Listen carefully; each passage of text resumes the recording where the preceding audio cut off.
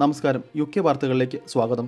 Labour government നീണ്ട ഇടവേളയ്ക്ക് ശേഷം അവതരിപ്പിച്ച ബഡ്ജറ്റിൽ പല രീതിയിലും തിരിച്ചടി നേരിടുന്നവരാണ് ഏവരും. എന്നാൽ അടുത്ത ബഡ്ജറ്റിൽ നികുതി വർധനവ് ഉണ്ടാവില്ലെന്നാണ് ഇപ്പോൾ ചാൻസലർ റേച്ചൽ റീവീസ് ആണയിടുന്നത്. പബ്ലിക് സർവീസുകൾ കനത്ത സമ്മർദ്ദം നേരിട്ടാലും ചെലവഴിക്കൽ പദ്ധതികൾക്കായി ഉള്ളതുകൊണ്ട് ജീവിക്കാമെന്നാണ് റീവീസിൻ്റെ വാഗ്ദാനം. 3 ദശകത്തിനിടെ ഏറ്റവും ഉയർന്ന നികുതി വർധനയുടെ പാക്കേജാണ് ബഡ്ജറ്റിൽ റീവീസ് പ്രഖ്യാപിച്ചത്. എന്നാൽ ഇതിലൊന്നും കാര്യങ്ങൾ അവസാനിക്കില്ലെന്നും സമ്മർദ്ദത്തിലായ പൊതുസേവനങ്ങൾ മെച്ചപ്പെടുത്താൻ സ്പ്രിംഗ് ബഡ്ജറ്റിൽ വീണ്ടും പണം കണ്ടെത്തേണ്ടി വരുമെന്നാണ് വാഗ്ദാനങ്ങൾ. എന്നാൽ ഈ നിർദ്ദേശങ്ങൾ ചാൻസലർ തള്ളി. കോമൺ ട്രഷറി സെലക്ട് കമ്മിറ്റി മുമ്പാകെ ഹാജരാകുമ്പോഴാണ് ഇനി നികുതി കൂട്ടില്ലെന്ന് റീവീസ് ആവർത്തിച്ചത്.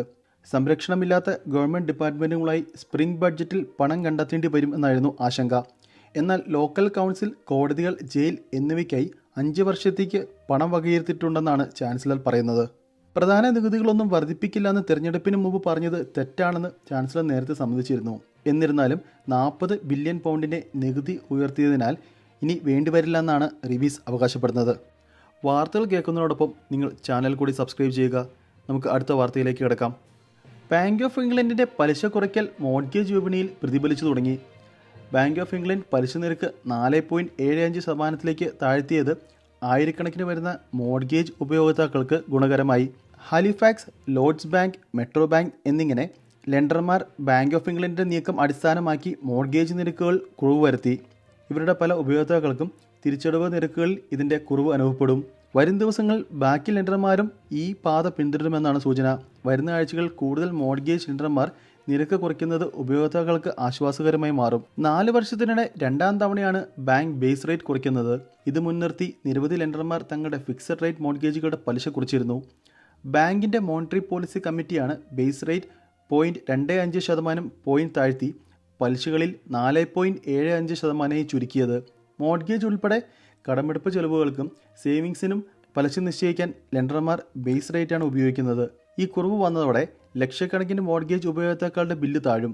ഒപ്പം സെപ്റ്റംബറിൽ 1.7% എത്തിയതായി ONS റിപ്പോർട്ട് ചെയ്തതിന് പിന്നാലെയാണ് കേന്ദ്ര ബാങ്കിൻ്റെ തീരുമാനം. അതീവ സുരക്ഷയുള്ള സൈക്കാട്രിക് ഹോസ്പിറ്റലിലെ രോഗിയുമായി വഴിവിട്ട ബന്ധം കാത്തുസൂക്ഷിച്ച നേഴ്സിനെ നഴ്സിംഗ് രജിസ്ട്രേഷനിൽ നിന്നും നീക്കം ചെയ്തു.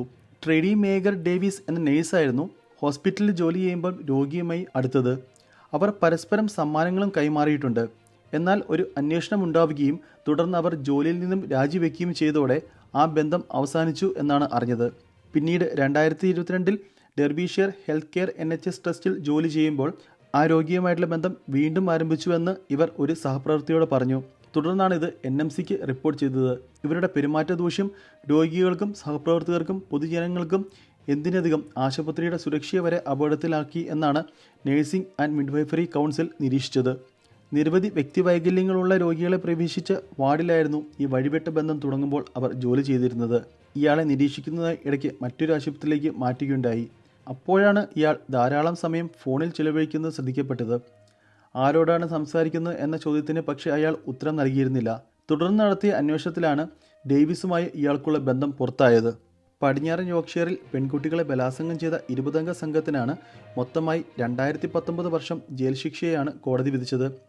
12 വയസ്സുള്ള കുട്ടിയെ പോലും ഇവർ ഇരയാക്കിയിട്ടുണ്ട് എന്നാണ് ഞെട്ടിപ്പിക്കുന്ന വിവരം.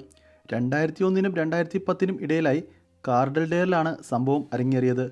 പ്രത്യേകം കേസുകളായി അതീവ സങ്കീർണമായ ഒന്നിലധികം അന്വേഷണങ്ങളാണ് നടത്തിയത്. 2016 ആദ്യ അന്വേഷണം ആരംഭിച്ചത്. 2 പെൺകുട്ടികൾ 13ഉം 16ഉം വയസ്സുള്ളപ്പോൾ 2006 നും 2009 ഇടയിലായിരുന്നു ഇവർ തുടർച്ചയായി പീഡിപ്പിക്കപ്പെട്ടത്. പിന്നീട് 2018 കാർഡൽഡെയർ പ്രദേശത്ത് തന്നെ മറ്റൊരു പെൺകുട്ടി പീഡിപ്പിക്കപ്പെട്ടതുമായി മറ്റൊരു അന്വേഷണവും ആരംഭിച്ചു. ബാലപീഡനവും കുട്ടികളെ ദുരുപയോഗം ചെയ്യുന്നതും ബലാത്സംഗവുമാണ് ഈ സംഘത്തിന് മേൽ ചുമതലപ്പെട്ട കുറ്റങ്ങൾ. 20 അംഗ സംഘത്തിലെ മാലിക് ഖാദർ എന്ന 68കാരനാണ് ഏറ്റവും ദൈർഘ്യമായ തടവ് ശിക്ഷ ലഭിച്ചത്.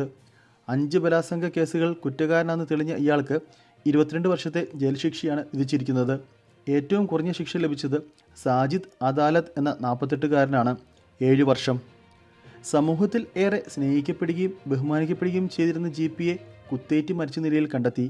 ഈ വർഷം സെപ്റ്റംബർ 22 ഇവരെ കഴിഞ്ഞ 30 വർഷമായി താമസിക്കുന്ന വീട്ടിൽ കുത്തേറ്റ മരിച്ച നിലയിൽ കണ്ടെത്തിയത്. ത്രില്ലർ നോവലുകൾ എഴുതുന്ന ഭർത്താവ് ഡൻകനാണ് മൃതദേഹം ആദ്യം കണ്ടത്. നെഞ്ചിലേറ്റ മുറിവാണ് മരണകാരണമെന്ന് റീഡിങ്ങിലെ കോടതിയിൽ നടക്കുന്ന വിചാരണയ്ക്കിടെ പ്രോസിക്യൂഷൻ വെളിപ്പെടുത്തി. ഇരുവരുടെ മരണവുമായി ബന്ധപ്പെട്ട പ്രാഥമിക അന്വേഷണം ഒക്ടോബർ 29 ആരംഭിച്ചു. വിശദമായ അന്വേഷണം പിന്നീടായിരിക്കും ആരംഭിക്കുക. 2 മാസത്തിനിടെ രണ്ടാം വട്ടവും അടിസ്ഥാന പലിശ നിരക്കിൽ ഇളവ് വരുത്തി ബാങ്ക് ഓഫ് ഇംഗ്ലണ്ട്. നിലവിൽ 5% പലിശ നിരക്ക് 4.7% കുറച്ചത്. ഓഗസ്റ്റ് 1 ഇതിനു മുമ്പ് 0.25% പലിശ നിരക്ക് കുറച്ചത്. 4 വർഷത്തെ ഇടവേളയ്ക്ക് ശേഷമായിരുന്നു ഇത്. ഇന്നലെ ചേർന്ന ബാങ്ക് ഓഫ് ഇംഗ്ലണ്ടിൻ്റെ നിർണായകമായ മോണിറ്ററി പോളിസി കമ്മിറ്റി യോഗമാണ് വീണ്ടും 0.25% പലിശ നിരക്ക് കുറയ്ക്കാൻ തീരുമാനിച്ചിരിക്കുന്നത്. ഒട്ടേറെ സമ്മർദ്ദങ്ങളെ അതിജീവിച്ചാണ് ആശ്വാസകരമായ ഈ തീരുമാനം ബാങ്ക് കൈക്കൊണ്ടത്. വരും മാസങ്ങളിൽ ഇനിയും പലിശ നിരക്ക് കുറയ്ക്കുമെന്ന ശുഭസൂചന നൽകുന്ന തീരുമാനമാണിത്. തുടർച്ചയായ രണ്ടാം വട്ടവും 0.25% കുറവുണ്ടായതുമൂലം മോർഗേജ് തിരിച്ചടവിലും ഇത് കാര്യമായ കുറവ് അനുഭവപ്പെടും. പുതിയ മോർഗേജുകളുടെ റീമോർഗേജുകൾക്കും ടെൻഡർ നിശ്ചയിക്കാൻ ഈ തീരുമാനം ഉപകരിക്കും.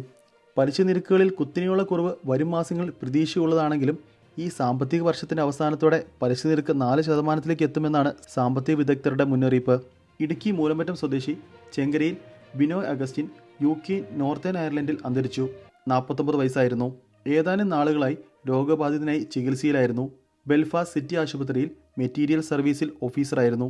സംസ്കാരം ബെൽഫാസ്റ്റിലായിരിക്കുമെന്ന് ബന്ധുക്കൾ അറിയിച്ചു. 2 പതിറ്റാണ്ട് മുമ്പ് നോർത്തേൺ അയർലൻഡിലേക്ക് കുടിയേറിയ ബിനോയ് സാമൂഹിക സാംസ്കാരിക രംഗങ്ങളിൽ സജീവമായിരുന്നുവെന്ന് സുഹൃത്തുക്കൾ അനുസ്മരിച്ചു. ഇതോടെ വാർത്തകൾ അവസാനിക്കുന്നു. നന്ദി, നമസ്കാരം.